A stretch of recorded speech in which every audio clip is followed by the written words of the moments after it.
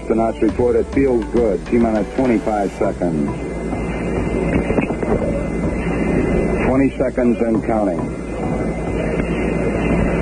T-minus 15 seconds. Guidance is internal. 12, 11, 10, 9. Ignition sequence starts. 6, 5, 4, 3, 2, 1, 0. All engine running. Liftoff. Welcome to NASA's International Observe the Moon Night at the U.S. Space and Rocket Center in Huntsville, Alabama. Sponsored by NASA's Planetary Missions Program at Marshall Space Flight Center. I'm Joseph Vick, the U.S. Space and Rocket Center's Museum Education Director. Now, ordinarily, we'd all be celebrating International Observe the Moon Night together here at the U.S. Space and Rocket Center. And while we may not be able to physically be together this evening, we still want to celebrate with you. International Observe the Moon Night occurs annually in the fall when the moon is near its first quarter phase. Whether it be through a telescope, binoculars, or with your naked eye, tonight is a night for your curiosity to guide you in learning about our closest celestial neighbor. Over the course of this evening, the U.S. Space and Rocket Center's intuitive Planetarium Director David Weigel will guide our exploration of the moon. Along with interviews from NASA subject matter experts, together we will embark on an interactive, virtual experience to find geological features on the moon, in addition to answering questions from you, our viewers. However, we do ask that wherever you are this evening, that you please follow local guidelines on health and safety as you observe the moon with us. Now let's get this moon party started.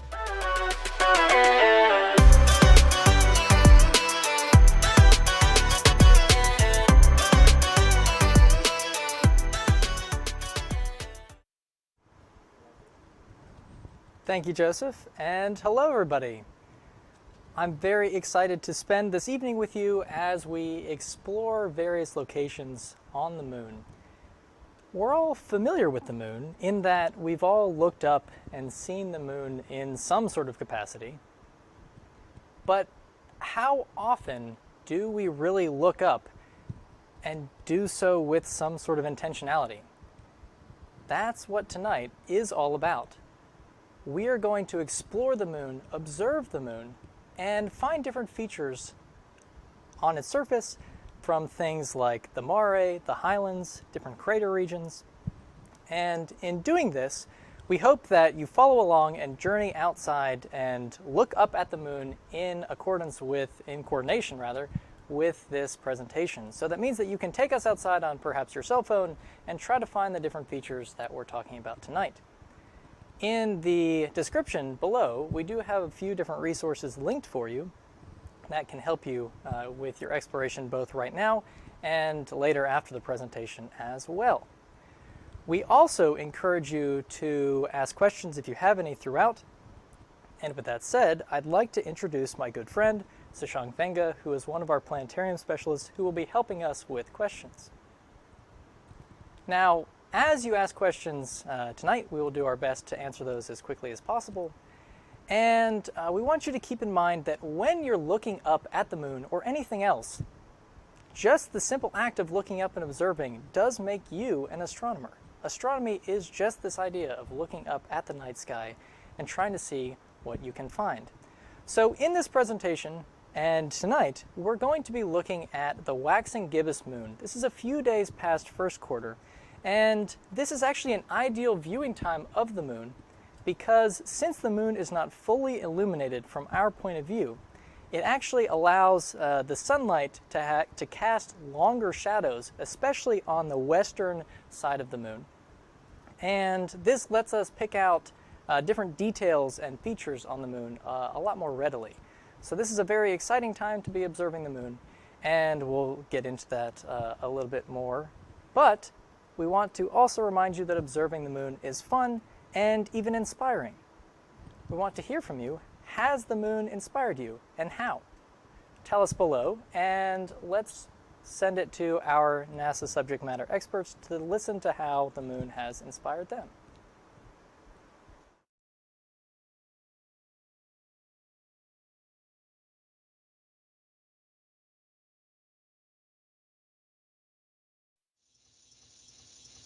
On Christmas Eve, 1968, I wandered off to a small room that had a little black and white TV. I literally watched craters pass by the screen because that was Apollo 8. I will tell you that probably more impactful in many ways was watching the moon up close and thinking, if we can do this, we can do anything. I got my first telescope when I was in elementary school, and I remember setting it up out in the front yard and pointing it at the moon night after night. And each night, the view would change. The lighting on the moon would be different from one night to the next. New objects, new terrain would come into view, and things that I had seen the night before looked entirely different with the change of lighting angle. It was a never-ending show, and it captured my interest back then and has held it to this day. When I look up at the moon, the first thing that's immediately apparent to me is that there are these very, very bright regions that are starkly contrasted by very, very dark regions. And these are very easy to look for, and to hear more about this, I'm going to toss it back to Brian Day. This is something to look for on Observe the Moon Night. When you look through the telescope tonight, when you look through binoculars tonight, look for even with your eyes, look for the dark colored terrain and the light colored terrain. That dark terrain is the younger solidified flows of lava that form the Mare units. The light terrain is this much older lunar crust that formed as crystallized froth floating at the top of an early magma ocean. Tonight, we're going to use our planetarium software called Digistar to explore the moon in these various features. And in tonight's show, we're going to start in the sort of southwestern portion of the moon and journey our way north, following along the terminator. The terminator is that very sharp distinction between day and night. It's that dark shadow that we see on the moon. And again, like I said at the beginning, because we are at a waxing gibbous moon, a few days past first quarter and a few days away from full, looking along this terminator, we get these really stark contrasts and can see changes in elevation really, really well. Also, when we're looking up at the moon and we notice the difference between the Mare and the highlands, really the next thing that stands out are these imperfections on the surface, and these are craters. These are the result of different impacts on the moon, both recently and very, very far back in history. And the one that really sticks out to me from the get-go is Tycho crater. And you may notice it here on our screen in the bottom left of the moon. It's situated right in there. So as we zoom into Tycho, you'll notice that it's very, very bright around Tycho, and as we get even closer, you see this sort of ray-like structure.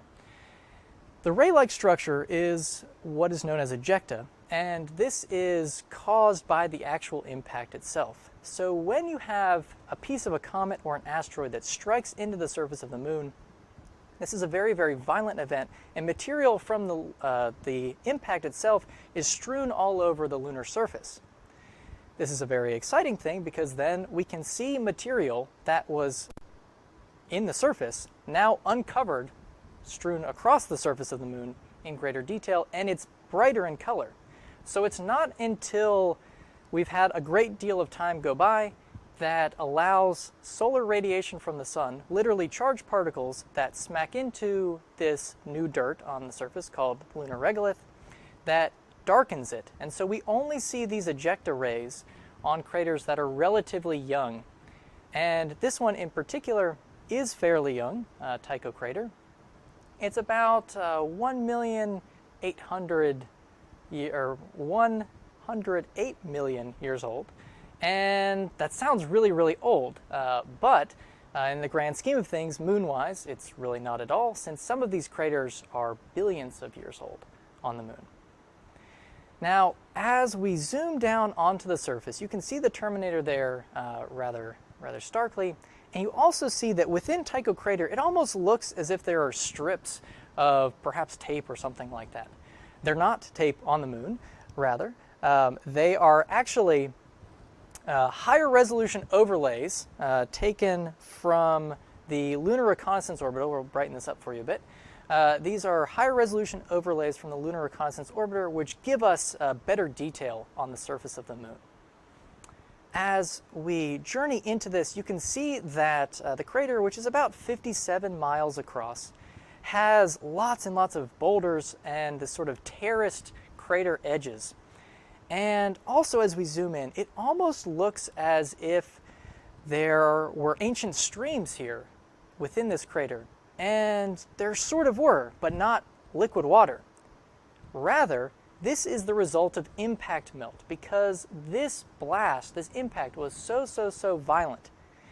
The energy that was transferred from the impactor into the lunar crust here liquefied the surface.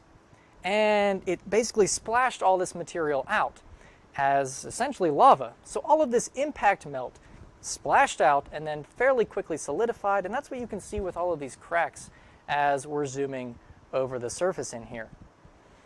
Lots and lots of cracks indicate a faster cooling than we would see somewhere like the Earth, and there are a variety of factors that play into that, and the moon's lack of atmosphere is certainly one of those. Now, as we journey closer towards the center of the crater, we are, and coming up over a smaller crater within it, this is a newer impact that's less than 108 million years old, and that's how it is starting to reshape the surface from within the crater itself. So it's important to realize that impacts on the moon are really the main thing that are resurfacing it, and a crater pretty well sticks around until something smacks down on top of it. Now, as we look at this central peak, this is really amazing. And you can actually see this line kind of curving at the bottom of it right in here. This is the result of some of that impact melt actually splashing up after it got sort of pushed out and then brought itself back in, basically because of gravity. And so this would have splashed up onto this peak and solidified in this sort of wall that you see in here.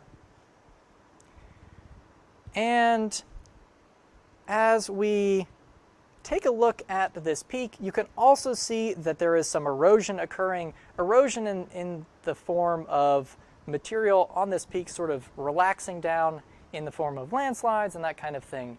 We can also see pretty distinctive boulders throughout. And again, this indicates a fairly young crater, because the more time that has elapsed, these things start to break down and get covered up from other impacts. Now, it sounds like we have a question, so I'm going to send it over to Sashank to send that in to us. Adam from Huntsville would like to know, who is Tycho crater named for? That is a great question. So Tycho crater is named after Tycho Brahe, who was a Danish astronomer in the late 1500s, and he was one of the last great naked eye observers, which means that his observatory was built on an island and sort of promoted by the Danish king at the time. His observatory allowed him to sit in this chair and basically sight just through a sextant and look up at the sky and really precisely map all of the stars, but again, only with his eyes. He was also quite the colorful character, and while you might want to aspire to him in terms of his science, maybe not in the other aspects of his life, but that just makes him all the more interesting, perhaps.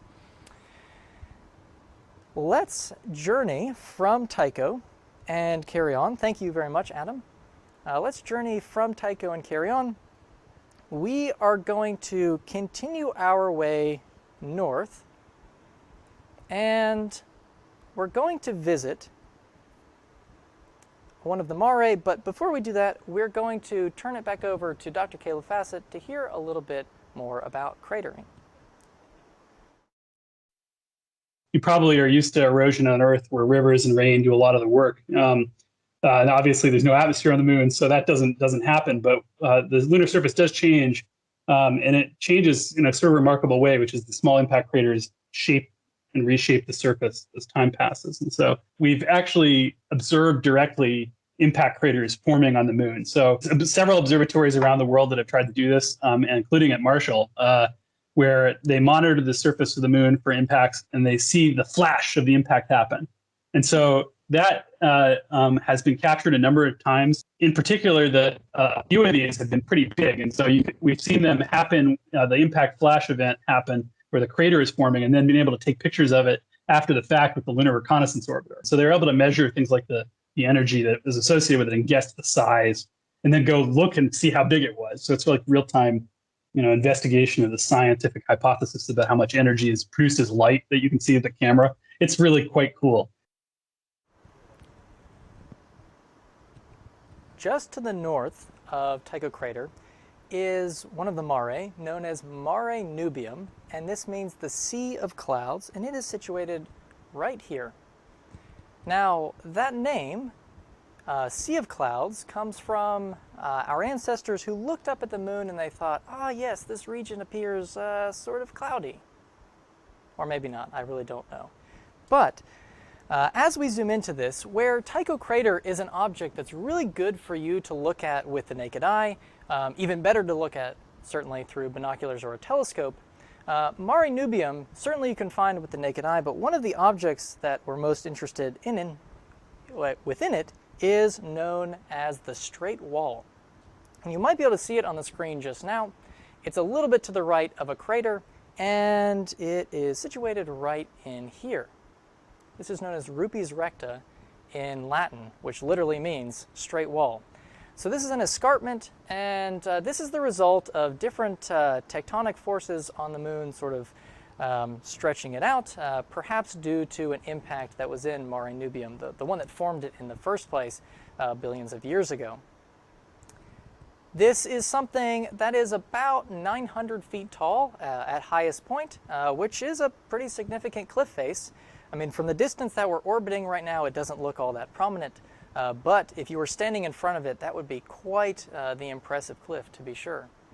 So this is a really good target for you if you have a telescope, and it's one that astronomers often like to check out.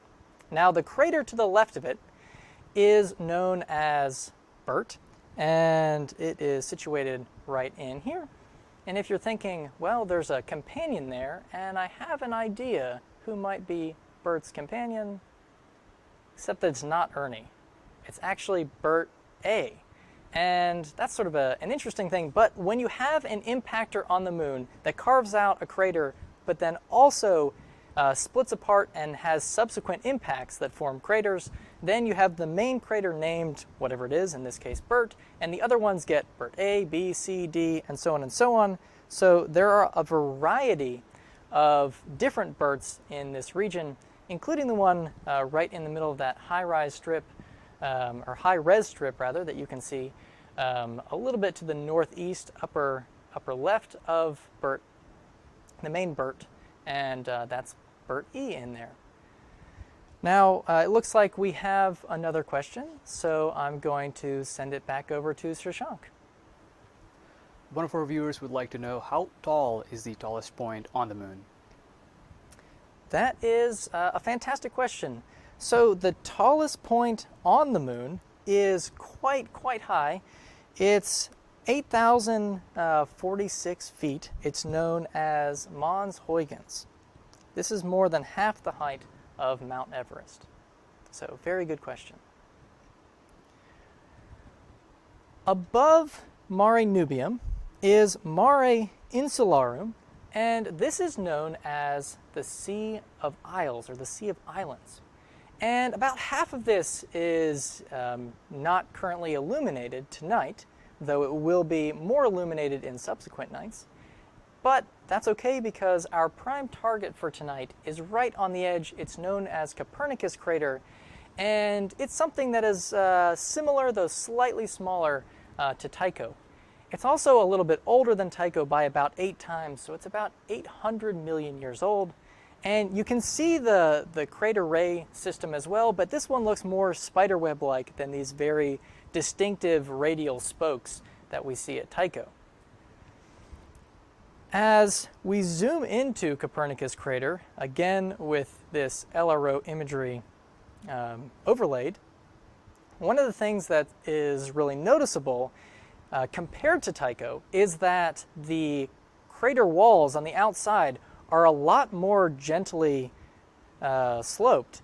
And so this is the result of, since this is a much older crater, it's had a lot more time for landslides to occur on these steeper slopes and make them a lot more gentler in nature. So we have a variety of different peaks here at the very center.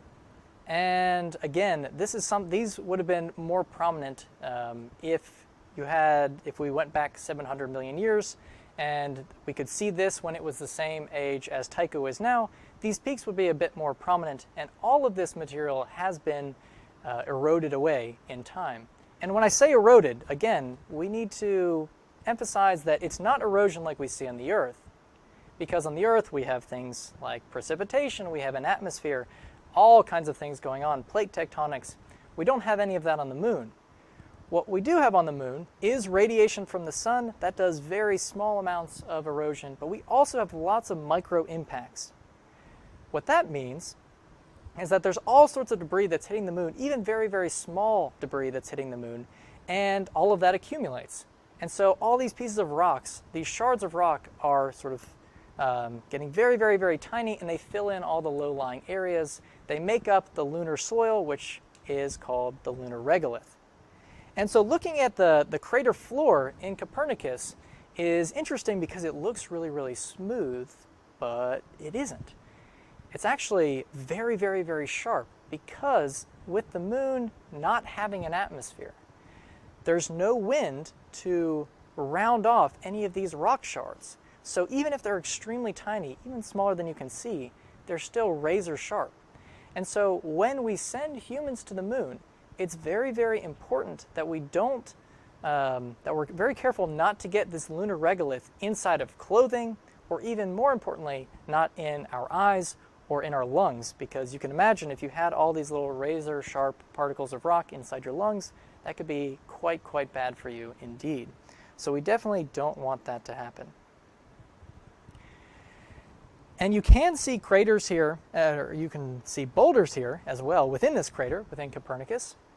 But if you recall back to Tycho, there are fewer here than we saw at Tycho, again because it's older, and these boulders end up getting covered up by the lunar regolith that accumulates from all these micro impacts. And lastly, we can see lots of impact melt from the initial blast, and that is also what fills in what are known as these sort of lunar pools of solidified impact melt. And you can see some of their cracking from their solidification in here. Let's continue.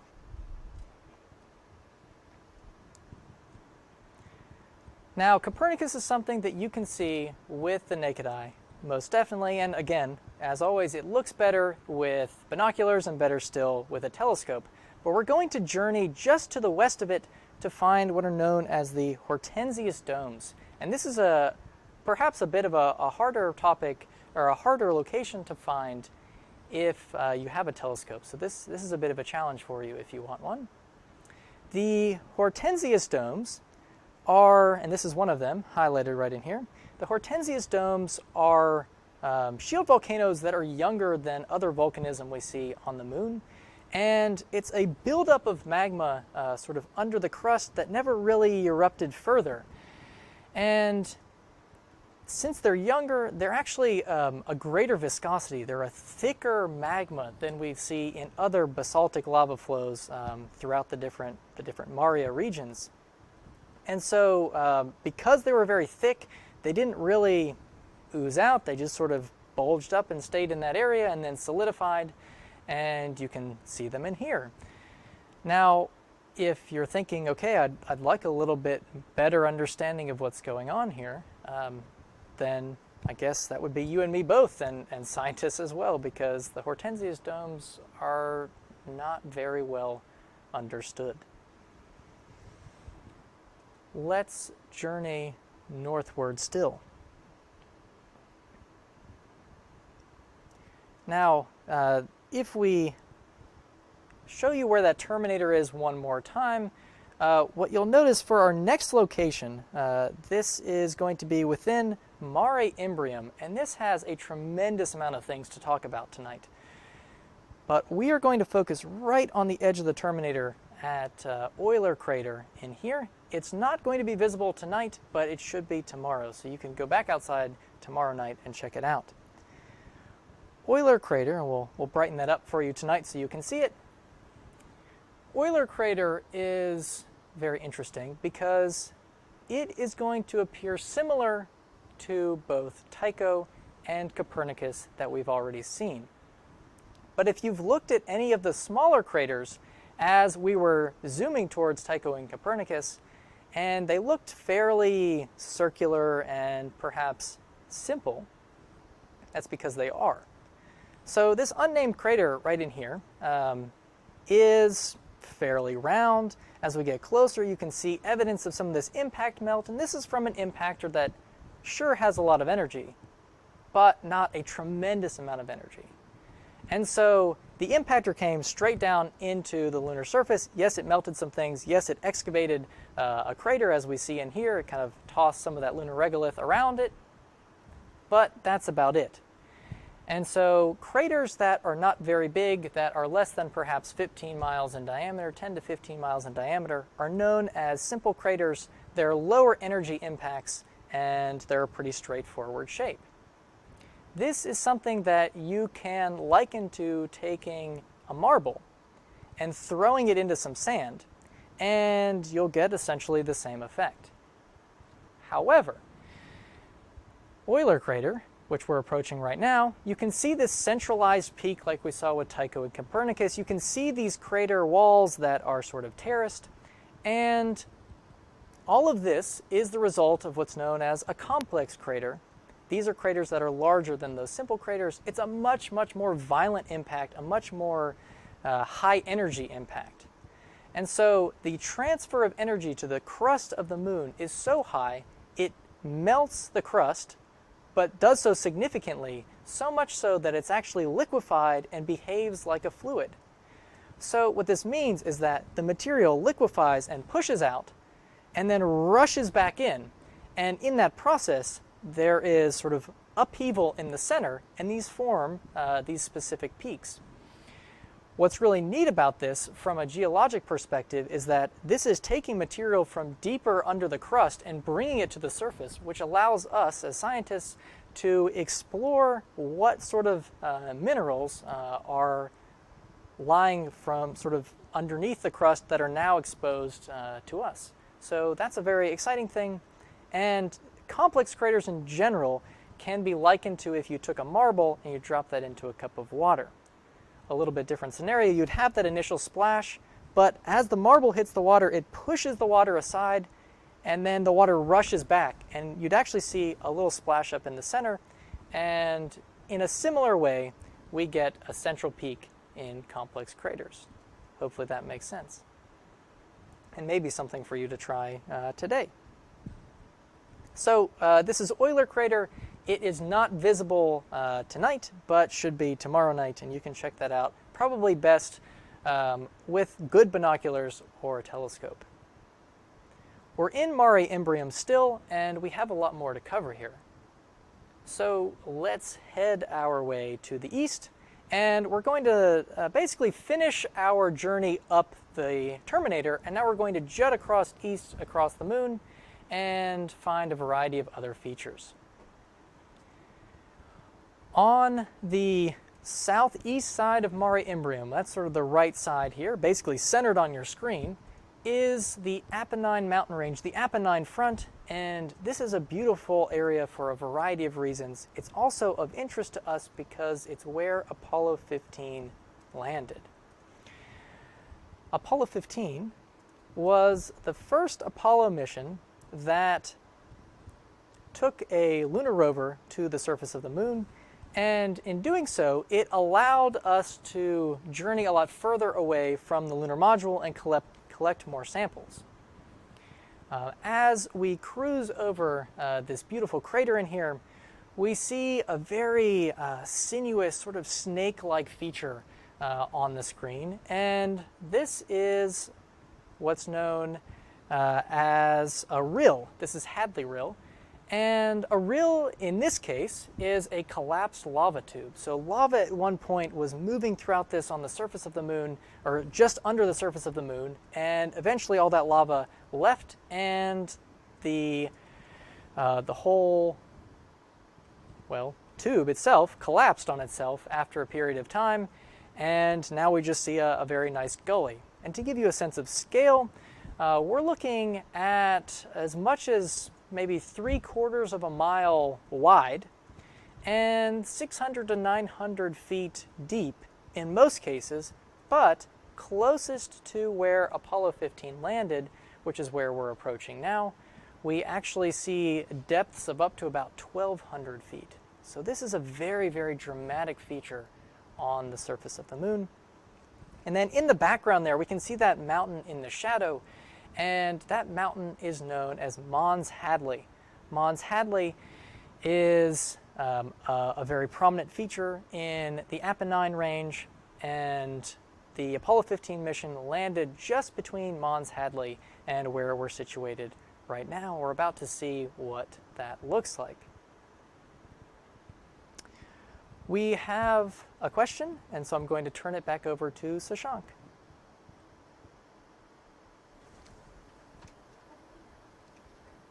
So our next question is, are there any robots on the moon searching for information about its landscape as there are on Mars? That's a great question. So at this point, we don't have any active spacecraft that are on the surface of the moon, but we do have active spacecraft that are orbiting around the moon, taking different data. We do have some missions that we're hoping to send in the future, and those are things like NASA's proposed Viper mission, and that's something that you can look into if you so desire. So lots of neat options for the future. So very good question. Now, taking a look back at this region in here in the Apennine Mountains, I want to point out that the Apennine Mountains, which again are in this sort of southeast portion of the Mare in here, these are situated right in there. There we go. These are very, very high in comparison, high in elevation compared to the Mare Imbrium itself, and they're part of the lunar highlands. And so with the lunar rover, we were able to journey up into the highlands, which are a good bit older, and get different samples so that we could compare those to samples from the Mare, which are a good bit younger. So this was a very exciting thing, and I'm going to turn this over to the folks at NASA to tell us a little bit more. With Apollo 15, it landed in some of that Mare terrain, but then they got in their little rover and they drove up to the slopes of Mount Hadley Delta, which was then the slopes of the highlands above. And they actually looked for some of this light-colored anorthositic rock that might have rolled down and become accessible to them. And they found it. They found an example of that. So that's this stuff that was much older than the Mare terrain that we had experienced so far. And so they brought back that wonderful piece of rock that was, to that point, the oldest rock we had seen on the moon, and that was called the Genesis rock. The Genesis rock, these 4.4-ish billion-year-old rocks that are probably the earliest remnant of the whole of the moon being melted, a magma ocean. Actually getting samples of some of these early impact events, which are the biggest thing that matters for the in terms of the space environment early on the moon, is really important, and would also tell us a lot about the big events in terms of impacts that were happening on Earth, where we basically don't have any understanding at all. Now, in looking back at the Apennine front here, and in particular Mons Hadley, which is on the left of the screen, we see these mountains that are actually extremely tall. These are about 16,000 feet tall at highest point. And, you know, that's a good bit taller than the Rockies that we see here in the United States. But this is not just 16,000 feet tall, but rather away from 16,000 feet above the valley floor in here. So it's a very, very significant relief. They don't look that tall, though. And we're a bit preconditioned to think of things that are very sharp and steep as very tall. And in this case, these are pretty rounded because they're very, very old. But they're still tall even if they look like just sort of rounded lumps almost on the surface of the moon. So the Apennine front was actually formed, it's thought to have formed from the impact that caused Mare Imbrium in the first place, and these sort of blocky features are where the crust got sort of bunched up from the impactor and pushed all these mountains a little bit higher. Also very fun fact about Mons Hadley is that the Apollo 15 crew flew over it before reaching their landing site. And they flew over it a little bit closer than they intended because we weren't entirely sure about very small fluctuations in gravity on the surface of the moon back then. And so their course was not quite what they expected it to be. They had gone to sleep for the night. They woke up and this mountain was much closer than they expected. They got a little bit panicked, and actually everything was okay, of course, but in their landing itself, they were a little bit off and actually sort of bumped at an angle a bit. And this was actually to their benefit because they had a water leak, and if they had not been tilted a little bit on their side the way the lunar lander landed on the surface, then they might have had that water drip onto important electrical systems, which could have provided or proved very, very dangerous to the mission and possibly stranded them there. So that's something I literally heard right before this stream and thought that was a pretty neat thing to share with you. You can actually see the landing site here right in front of you, and really neat is that with this Lunar Reconnaissance Orbiter imagery, we're able to make out the specific traverse trails that the rover drove on the surface. So we can see all of those tire tracks on the surface, which I think is really cool. So I think it's time for us to continue further to the east at this point, leave Mare Imbrium behind, and as we do so, we're going to come to two more mare that you've probably heard of before. The first is known as Mare Serenitatis, also known as the Sea of Serenity, and then Mare Tranquillitatis, the Sea of Tranquility. Now, in looking up at the moon, people say they see the man in the moon, the woman in the moon, the bunny in the moon. I don't see any of that. I see the baby in the moon. And I know right now it sort of looks like we're looking at perhaps the snowman in the moon. But this is the baby in the moon. So the top circle is the baby's head, and it's actually the baby's side profile. So it's sort of looking like this. And the bottom circle is the rest of the baby's torso and arms and legs, kind of all bunched together like it has an upset stomach or something.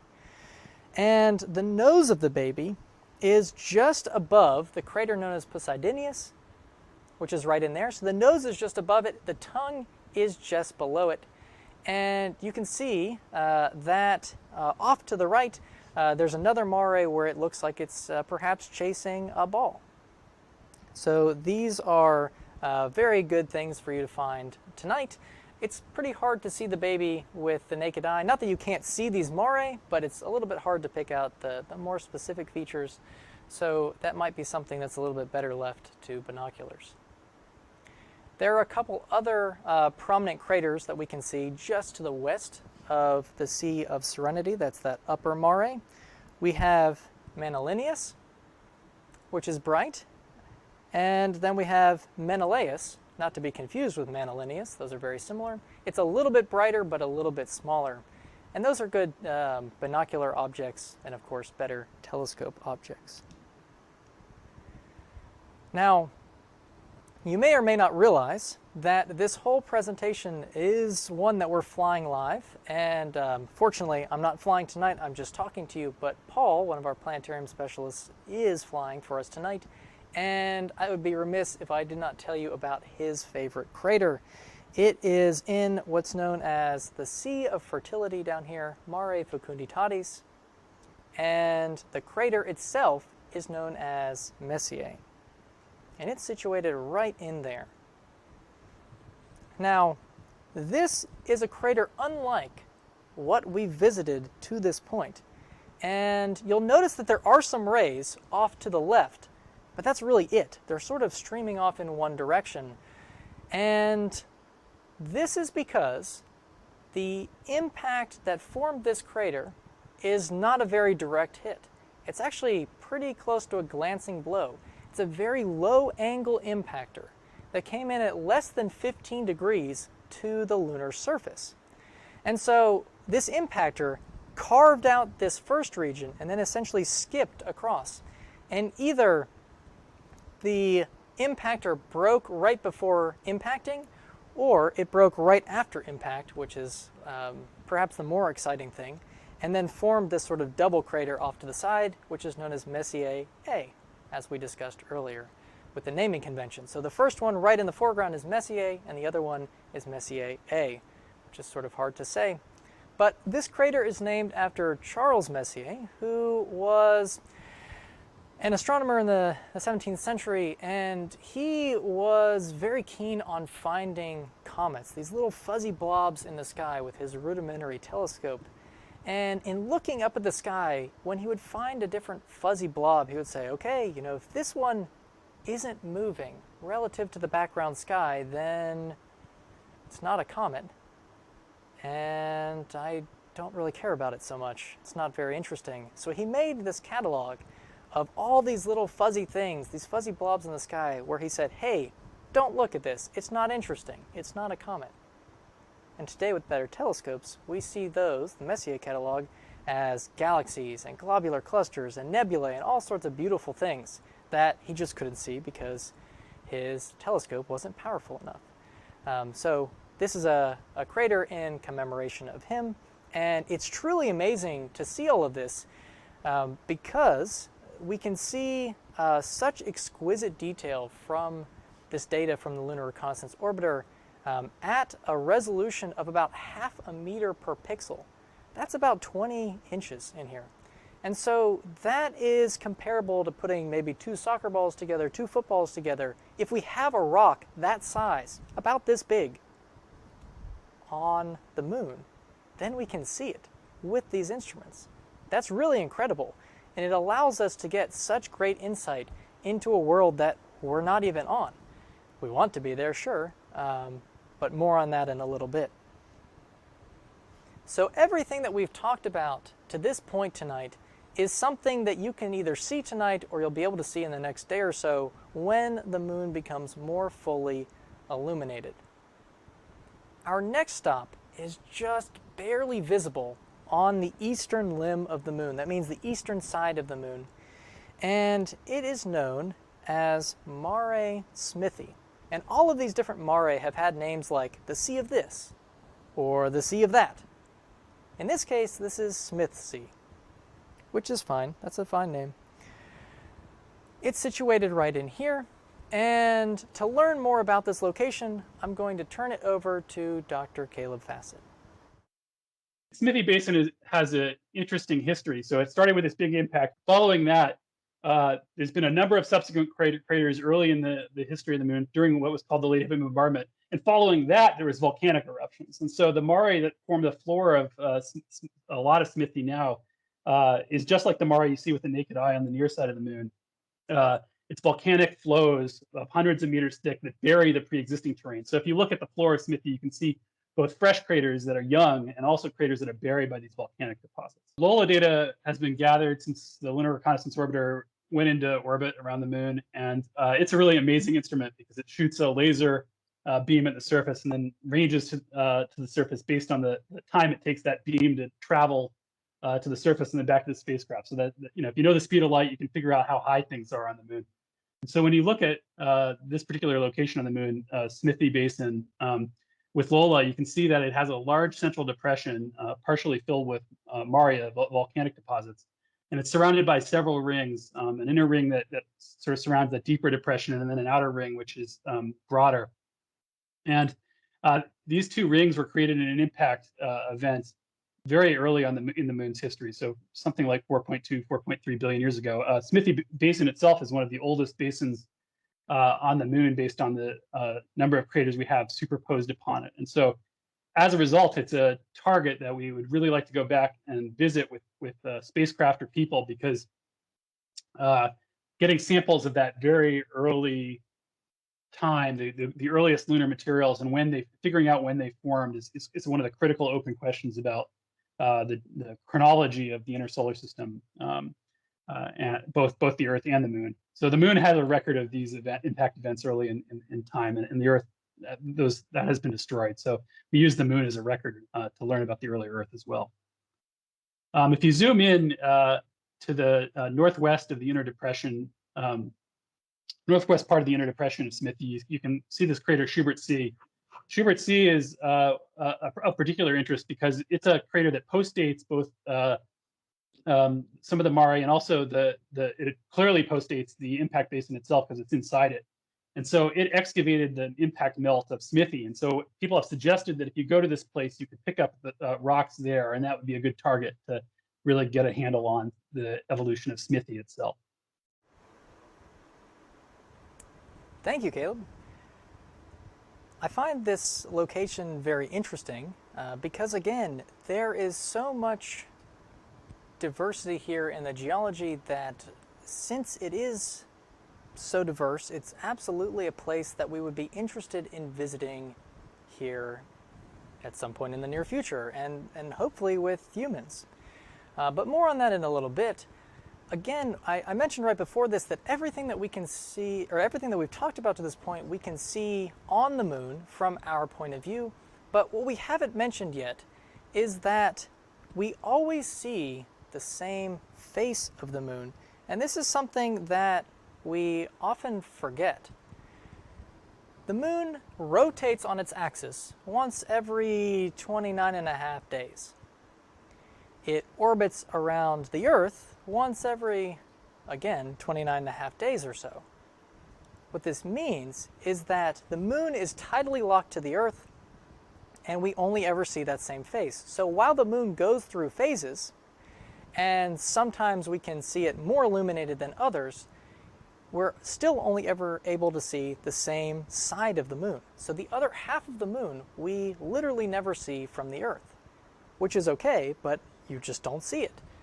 So we often think of that as the lunar dark side because, well, we can't see it. But it doesn't mean that it's not illuminated. Now, in this case it is, and you can see that it isn't illuminated right now tonight. But there are times when it is, and so it's not always the dark side of the moon, it's really just the far side of the moon. So this is a little bit of confusing nomenclature. But in looking at the far side of the moon, the only way that we're able to observe anything on the far side of the moon is by using different explorers, either robotic or human. And so we have to go to the other side of the moon to literally take these pictures to show off the different things that we're interested in. And one of those observers is the Lunar Reconnaissance Orbiter, which we've mentioned a few times. It's actually this model that's sitting here right in front of me on the desk, which was graciously provided by NASA Marshall Space Flight Center for us tonight. And this spacecraft has all sorts of interesting features with it, and I'd like to give you a look at that right now.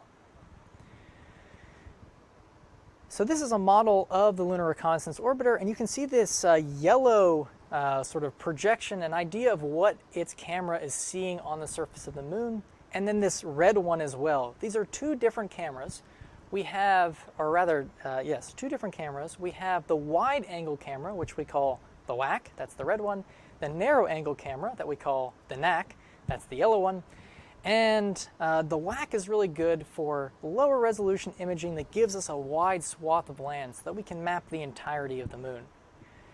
The narrow angle camera is what is providing all of those higher resolution images that we've overlaid on the surface for you tonight, which gives us just incredible resolution in our imagery. There is another instrument on board of this known as LOLA, which Dr. Caleb Fassett mentioned just a minute ago. And LOLA is this means of laser altimetry. So basically we shoot this laser down at the surface of the moon, and then we wait for it to reflect back, and we figure out, based on the speed of light, how far away that is, and it gives us an idea, a very good idea, very high resolution idea of how, what our change in elevation is on the moon. And so a combination of these three sets of data is what is presented here for you tonight in our 3D model of the moon, which is incredibly accurate and all at 1-to-1 scaling, which I think is a very powerful tool to use. So let's jump back to the dark side of the moon and cover this a bit. And as we do so, we'll brighten things up for you so that we are able to see it. I do think we have a question, and so I'll send this back to Shashank to bring that in. The question is, when did the LRO launch? That is a fantastic question. LRO launched in 2009, and it has been active since. There is a tremendous amount of data that has been downlinked, and we have spent a tremendous amount of time perusing all of that data in preparing this live stream for you tonight. So I think we have gone through at least a few percent of all of the data that's gone down, and that may not sound like much, but that's because there's just so much. There's so many pretty pictures, and you can see these if you visit their website, so I encourage you to check that out. Search for the Lunar Reconnaissance Orbiter. Now, before we zoom in closer on the far side of the moon, I do want to bring up the LOLA imagery one more time for you. This is that colorized terrain, and as we zoom in, what you'll see is a height map in colorful form. So, there we go. Oh, it's thinking about it. So the darker red areas are going to be really, really high in elevation. The blues and purples are going to be very, very low in elevation. And then as you get from purple to blue to lighter blue to green, green is about average, then into yellow is higher and red higher still. And so looking at this lunar far side, we can see that first off, much more heavily cratered. It's an older surface. That makes sense because it's the lunar highlands. They're also higher in elevation. And we really just don't see very low elevation here on the lunar far side unless we get down to the South Pole, which we'll do here in a moment. We have another question. Shashank? This is an interesting question. The question is, why does our digital moon seem to have a moon?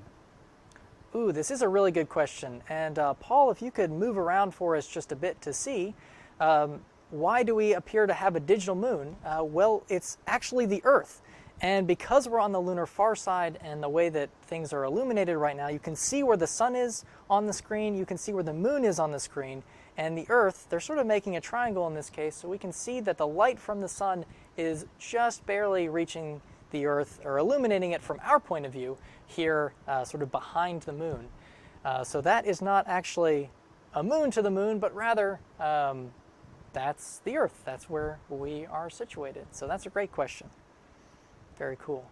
So let's zoom back down, and we're going to head to my favorite crater on the far side of the moon, which is known as Jackson.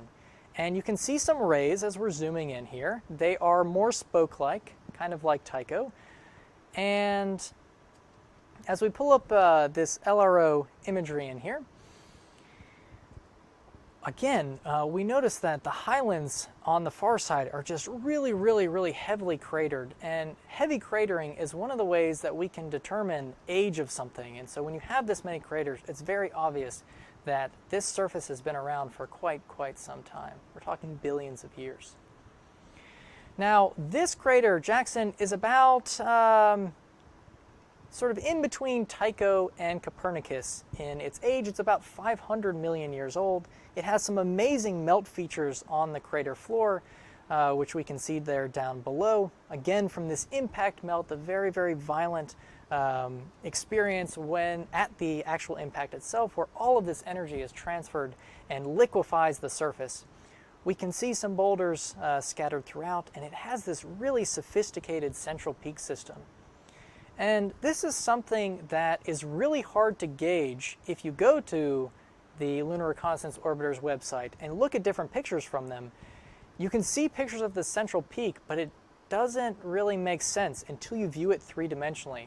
And then you can see all these, the intricacies of this, which looks quite astounding.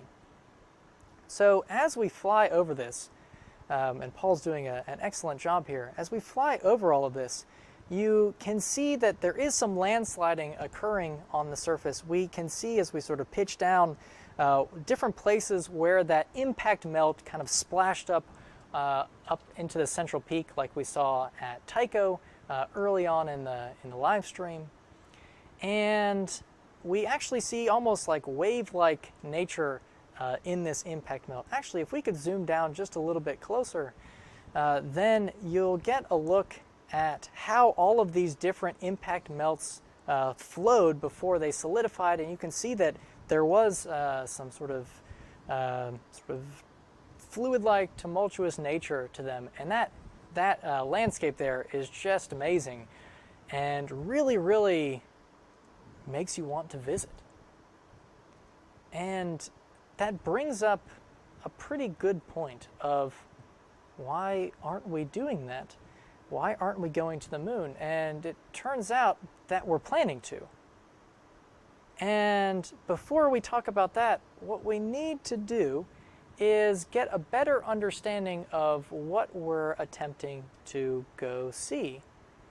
And so we are going to journey now to the southern part of the moon, which is very, very hard for us to view generally because we can't see it first off from the Earth because it's too low, but also it's very difficult for us to see with robotic explorers like the Lunar Reconnaissance Orbiter, because in looking at the South Pole, this is about what we see in terms of realistic lighting.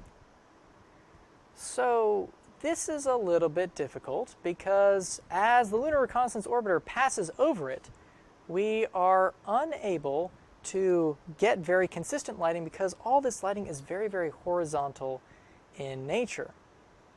Now, if we could pause our view here for just a moment, and I want to show off the Lola imagery one more time because I showed it to you at the Highlands, and we can zoom in just a bit. We showed it to you on the far side, on the lunar highlands, and it was all reds and yellows and that sort of thing, and it's totally different right here. We have lots of blues and a little bit of green. And so again, this reinforces this idea that we've mentioned a few times in this live stream, that the side of the moon that we see that has lots of the Maria, these darker regions, these basaltic flows that were the result of these ancient impacts on the surface of the moon during what's known as the Great Heavy Bombardment. This period early on in the formation of the solar system, some 4+ billion years ago, when the solar system was a very violent place, big things smashing around, hitting other big things. These caused these large impact basins, and the crust of the moon was solidified, yes, but had molten material underneath it. These big impactors broke that crust and let that molten basaltic rock, similar to what we see on the Earth, flow out and fill in these newly low-lying areas in these big impact basins. And so the near side is very, very low in elevation by comparison, and a little bit younger as well, than we see on the far side of the moon that is much more comprised of the lunar highlands and an older surface. And then further, if we look towards the south of the moon, what we'll see is known as, and we're going to brighten this up for you a bit so that it's a little bit easier to point out, but we can see that there is what looks like the lowest point on the moon here, And this is known as the South Pole Aitken Basin. This is actually the largest impact basin on the moon, and the South Pole is just barely included within this. And we don't understand very much about this impact, but it's something that we're really intrigued to learn more about. So we're going to turn this over now to our NASA specialist to talk a little bit more about the South Pole. So I'll turn it over to you.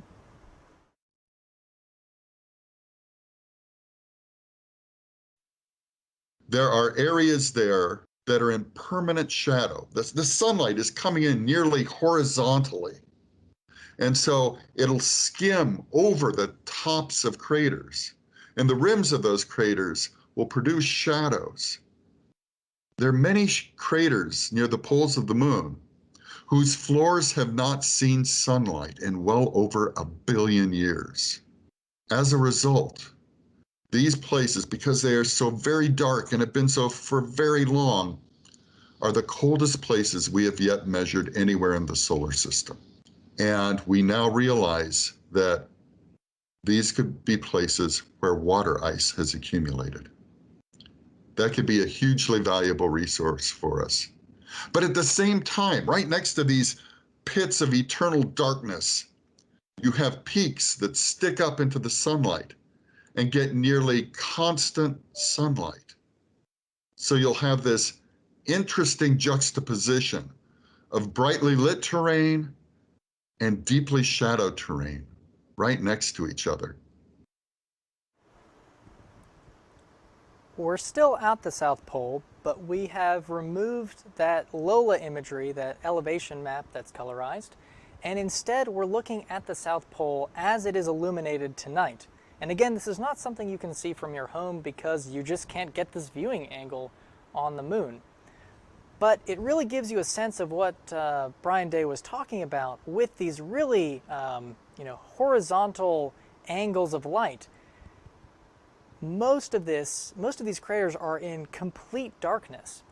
And so that allows us to have this very, very cold depths of the crater floors.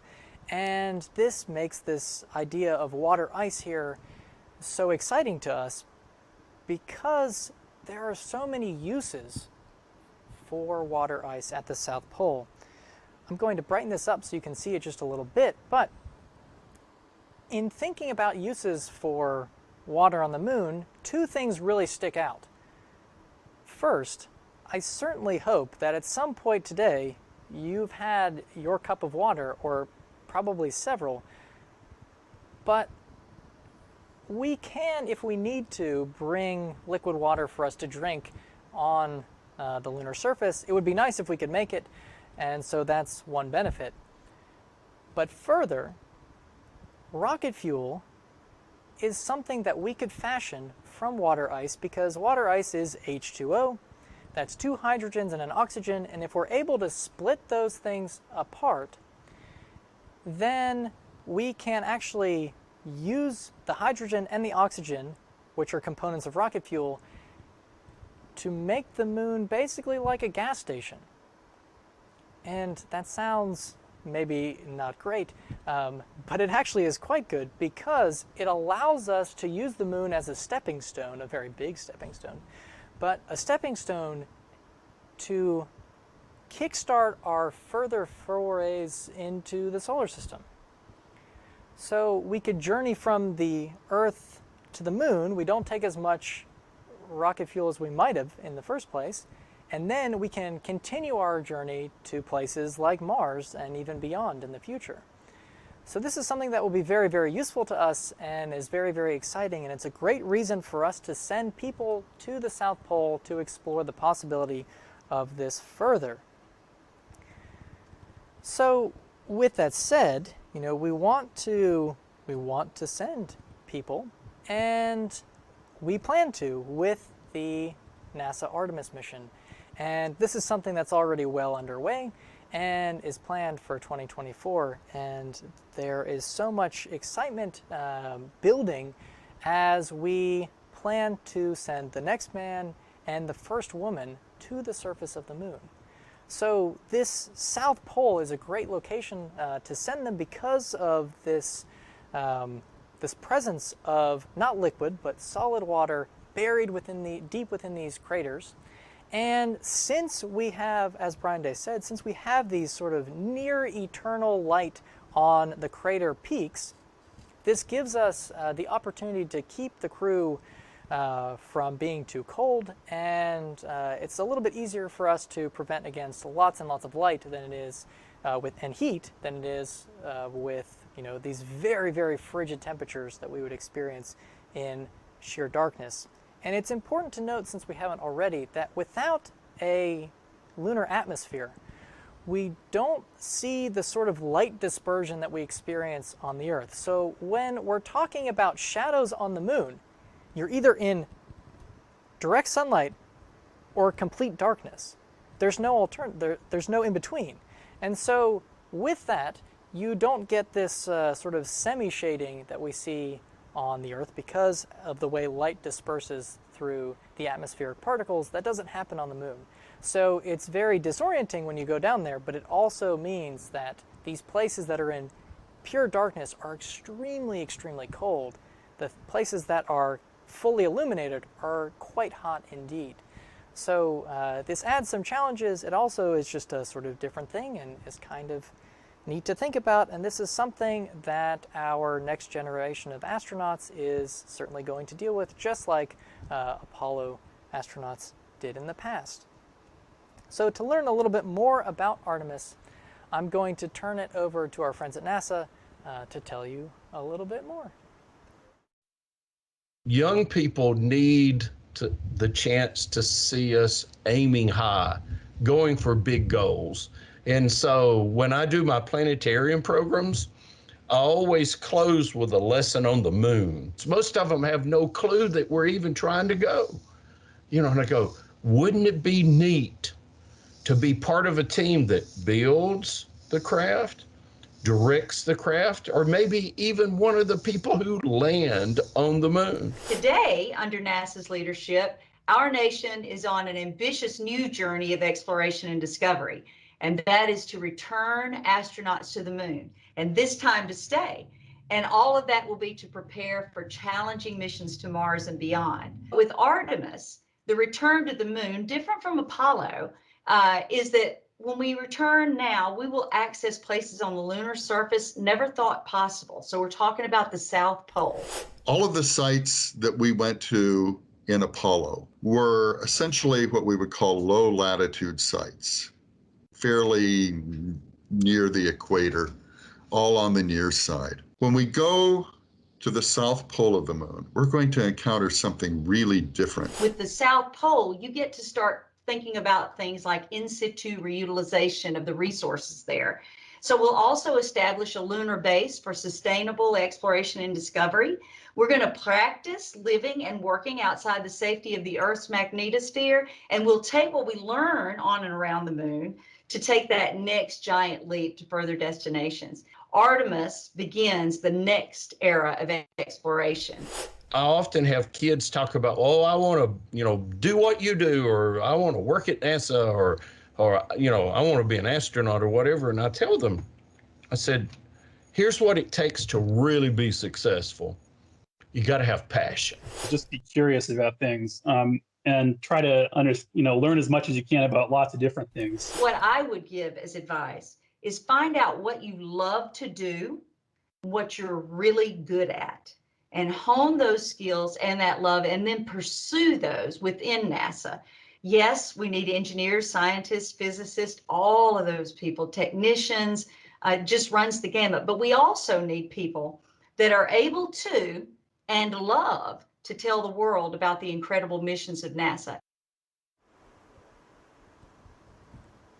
Our live stream is about at its conclusion, but before that, I do want to summarize where we've been to this point. We began by taking a look at the difference between the mare and the highlands, the mare as these darker regions on the surface, the highlands as these brighter regions, and then got a little bit more specific by taking a look at craters, beginning with Tycho, situated in the southeastern portion of the moon. We continued up the terminator, that's that dark line separating the night from the day, and we journeyed to Mare Nubium, and we looked at the straight wall sort of on the right side of that, which is a great telescope target for you. We continued to Mare Insularum, which again is only sort of half illuminated at this point, but it's where Copernicus crater is situated on the right side, and also the Hortensius domes just to the left over there. North and east of that a little bit is Mare Imbrium. And Mare Imbrium is one of the larger mare we talked about tonight, and it was home to all sorts of things, most particularly the Apennine front, the Apennine Mountains, which are right next to where Apollo 15 landed. We took a look at the seas of both Serenity, right there, and Tranquility, right below it, in there. And from Serenity to Tranquility, we continued on to the Sea of Fertility, just below it, Mare Fecunditatis, and took a look at the Messier craters, which was that sort of scooped out crater, very fun to fly through. We took a quick look at Mare Smithy, Smith Sea, just barely visible from our perspective tonight. A good option for you to look through binoculars or a telescope. And then we continued to the lunar far side to look at Jackson Crater, and then to the South Pole to take a look at the South Pole, Aiken Basin, and Shackleton Crater right at the South Pole. So we journeyed quite far over the surface of the moon tonight, and I'm very grateful to all of you for joining us and hope that you've had a fun time. I know I certainly have. I'd like to thank our sponsor, NASA, NASA's Planetary Missions program at the Marshall Space Flight Center right across the street from us. And again, we're using planetarium software called Digistar to bring all of this to you tonight. And I also want to thank my team for helping us out tonight. They've certainly done a great job, and I couldn't have done it alone, obviously.